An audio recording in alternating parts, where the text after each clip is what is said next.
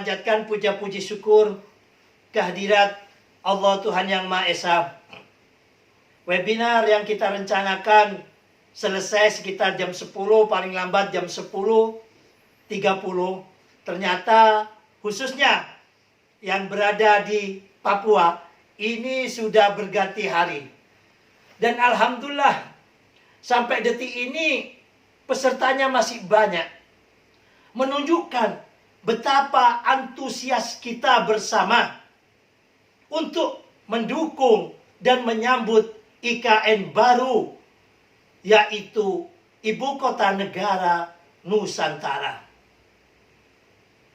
Alhamdulillah, Allah mengirim sosok pemimpin, meskipun wong deso, orangnya kecil kurus, tetapi pola pikirnya brilian, sangat visioner, memiliki cita-cita yang sangat luhur, seperti apa yang diharapkan oleh para pendiri bangsa ini.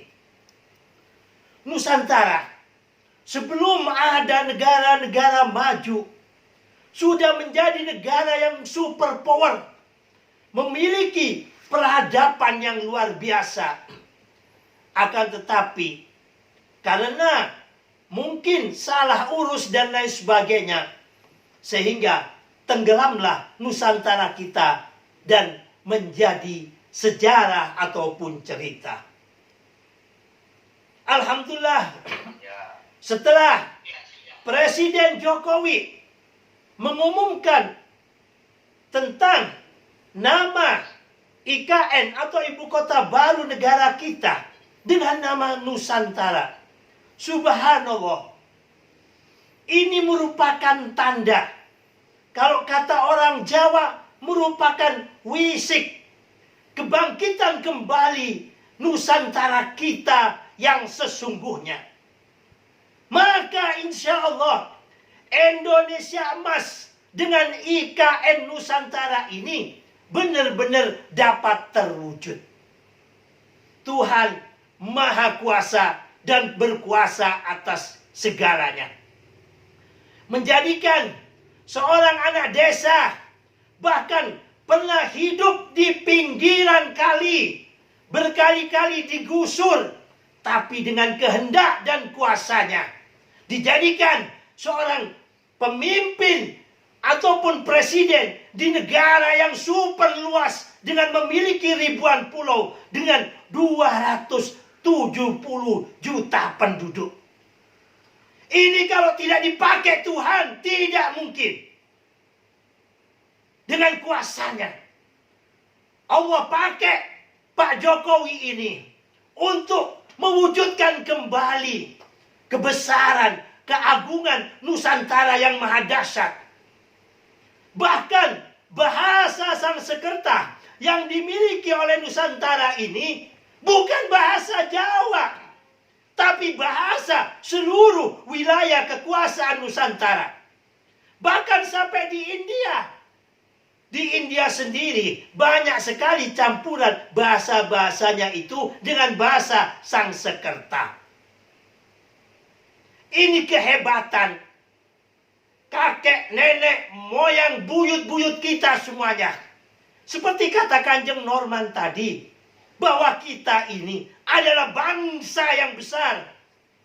Jangan mau dikerdilkan oleh para koloni-koloni ini. Dan bahwa kita adalah bangsa yang cinta toleransi, menghormati kemajemukan, sehingga sebelum kita lahir, sebelum kita merdeka, di zaman kejayaan Nusantara, memiliki prinsip yang sangat apik, yang sangat luar biasa, sebelum PBB lahir, yaitu Bhinneka Tunggal Ika. Semuanya ini diacak-acak oleh kelompok-kelompok yang berkepentingan, yaitu salah satu utamanya para kolonialis, untuk memecah belah bangsa ini. Bangsa yang asalnya saling hidup rukun. Kata orang Jawa, orang Nusantara ini mangan gak mangan, sing penting guyup. Makan gak makan, itu doktrin daripada leluhur kita Yang penting kita hidup rukun. Apabila kita mudah mencari makanan. Nah, kalau di dalam bahasa agama, kalau kita hidup berdamai, maka curahan dan berkat dari Tuhan pasti dicurahkan. Bapak-bapak, ibu-ibu, saudara-saudari sekalian, para peserta webinar yang kami cinta sayangi. Tadi apa yang disampaikan oleh Pak Karyono, bahwa apa yang dilakukan oleh kelompok sebelah ini tidak henti-hentinya senantiasa nyinyirin kebijakan-kebijakan Presiden Jokowi. Ini sangat luar biasa disampaikan oleh Pak Karyono, agar kita semua tahu, apapun sebaik apapun kebijakan yang dilakukan oleh Pak D. Jokowi, senantiasa mereka nyinyirin, mereka bontak, dan mereka bikin kontra.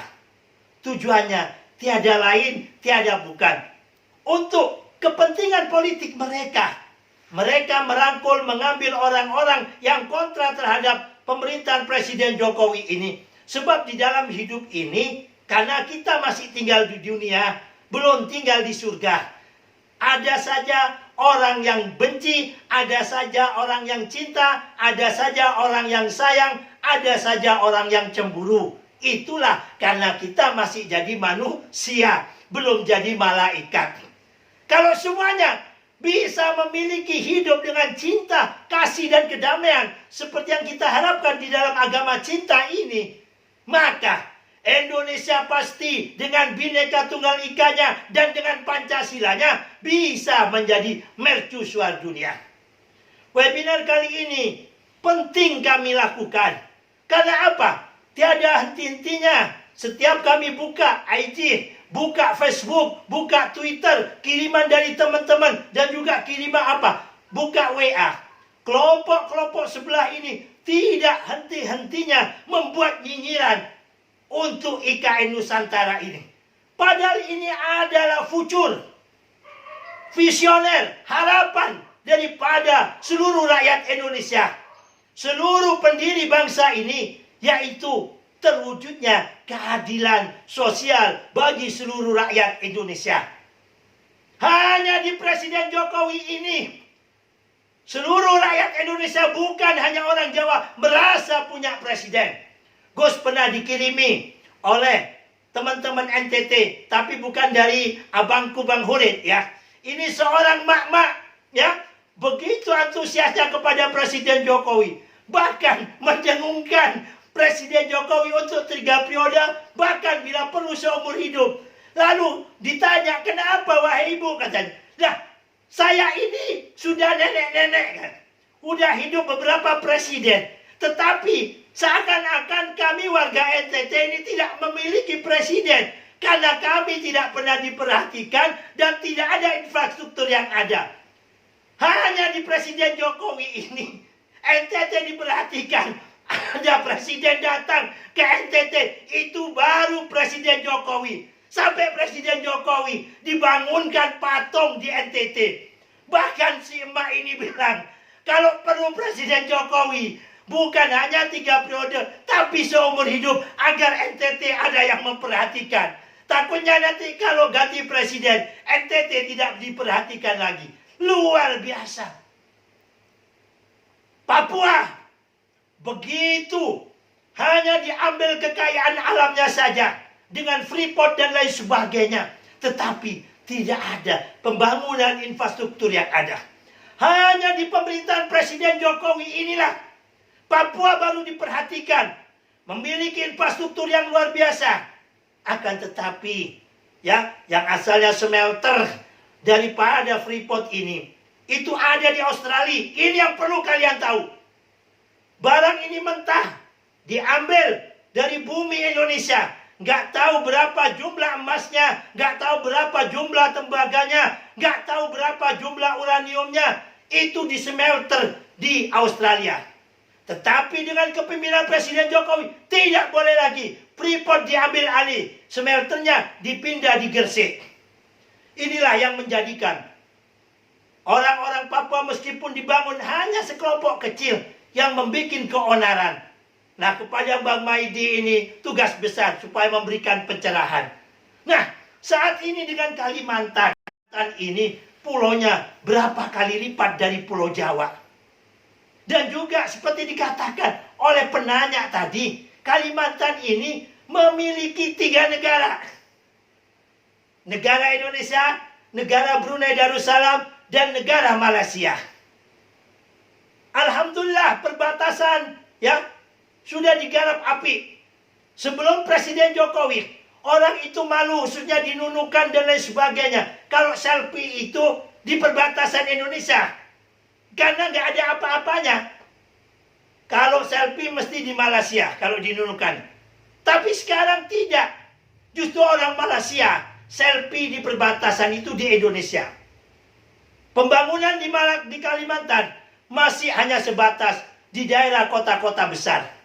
Dengan dipindahkannya ibu kota negara ini di tanah Jawa ke Kalimantan, insya Allah akan memberikan suatu bentuk berkah yang sangat luar biasa untuk Kalimantan khususnya dan juga wilayah Indonesia Timur. Gus, orang Jawa yang tinggal di Banten Selatan lagi, kenapa mendukung? Wong bukan di Banten ibu kotanya. Seperti kata teman-teman tadi, karena kita adalah Indonesia. Begitu juga Bang Maidi, orang Papua. Kalau harapannya juga Papua lah yang dijadikan ibu kota. Atau juga teman-teman yang Sulawesi. Tetapi kita mempercayakan sebagai rakyat yang baik, yaitu apa? Siap memimpin dan juga siap dipimpin. Kita siap dipimpin. Presiden kita selaku pemimpin seluruh rakyat Indonesia sudah memutuskan di Kalimantan Timur. Sebagai warga negara yang baik, sama-sama kita dukung. Dimanapun tempatnya, semuanya adalah Indonesia selama dalam wilayah Indonesia. Dimanapun kita dukung. Kita yang tinggal di Banten, Pak Maidi yang tinggal di Papua, ya, Pak Antonio Surit yang NTT merantau ke Jakarta, ini juga paling sulit tidak? Ngurus apa-apa dan lain sebagainya dari Jakarta ke Kalimantan. Inilah harapan yang diharapkan oleh Presiden kita Pak Jokowi. Yang disampaikan oleh Pak Suhadi tentang masalah hukum. Sudah tidak ada masalah. Tinggal nunggu 30 hari kalau nggak salah, karena Gus bukan orang hukum. Apabila tidak ada permasalahan terkait, baru di situ dilabelisasi ataupun diberikan nomor dan disahkan di MK, Mahkamah Hukum atau Mahkamah Konstitusi.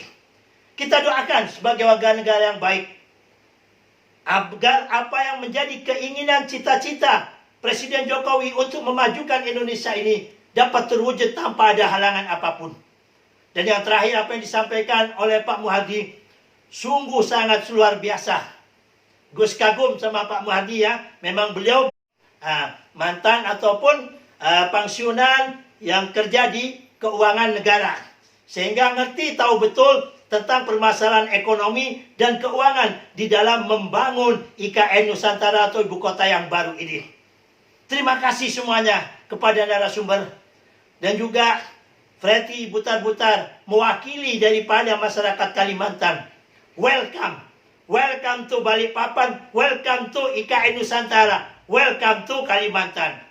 Alhamdulillah, semua yang hadir di sini, bahkan tadi penanya, perantau dari Malaysia dan juga perantau dari Hong Kong, berharap IKN ini bisa jadi dan Indonesia jauh bisa lebih maju dengan berkahnya ibu kota baru ini, sehingga tidak ada lagi atau minim sekali warga negara Indonesia yang kerja di luar negeri. Kalau perlu orang luar negeri kerja di Indonesia. Hebatnya inilah Presiden Jokowi. Mudah-mudahan cita-cita mulia, keinginan yang mulia Presiden Jokowi ini dapat diwujudkan oleh Allah tanpa ada halangan apapun. Mari, tadi sudah berdoa dari non-muslim. Kita akhiri acara ini dengan doa agar acara ini berkah. Dan apa yang menjadi kesulitan daripada Presiden Jokowi dalam bangun IKN Nusantara ini dimudahkan oleh Allah. Ila hadinnya wa biniyatin